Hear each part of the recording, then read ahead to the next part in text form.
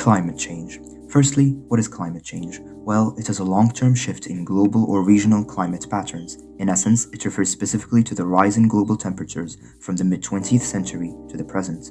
Climate change is a problem that is being ignored by most people, and for a good reason, since we as a collective are unable to make a large enough difference through our own actions that are significant or will make a dent in the whole problem, or at least that's what we think right now. This is why the main driving force of the solution to climate change will be from the governments of the world. But first, they have to acknowledge that the problem even exists, which, absurdly, some choose to do quite the opposite. China is one of the countries that produces the largest amount of carbon emissions in the world, and this might spark the idea to double down on China and blame climate change on them.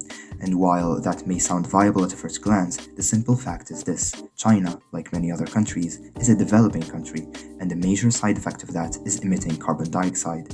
This is what countries like the United States and Britain did back in the Industrial Revolution, when factories and the such were prospering. Nobody even had an inkling what climate change was, let alone the insight to care about it. China is currently just doing what Britain and the United States did 50 years ago, but now with the repercussions as the world knows the side effects. Now, the United States wants to switch from non-renewable to renewable energy to lower the effect on the environment. However, it is already in a position that is able to do so, while countries like China simply cannot, or their economies will fail. However, those points aside, there are ways to start solving climate change. Some of them can be done individually, while others have to be done by a larger party that is more capable of enacting these policies. The first one I'd like to mention is investing in renewable energy, as this is the best way to stop using fossil fuels.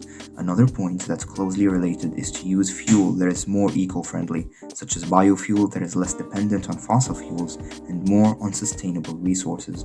This will not only help stop climate change, but it will also reduce air pollution. In addition, one of the biggest industries that produces unnecessary waste is the food industry, and this is mainly because of our tendency to eat meat. Meat, by nature, is not a sustainable resource. Let's take, for example, a single cow.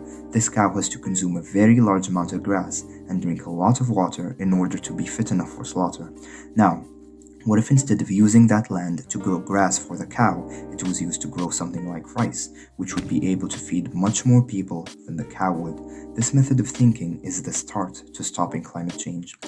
Now, for the things you can do at home, the main thing that comes to mind is raising awareness, and funnily enough, this is exactly what we're doing here now.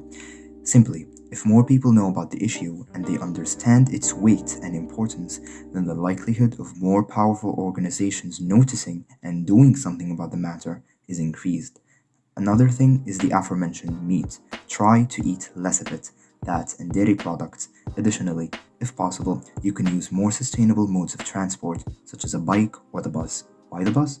Well, as it carries more people, the fossil fuels that they theoretically would have burned individually are cut, as they are on a single vehicle.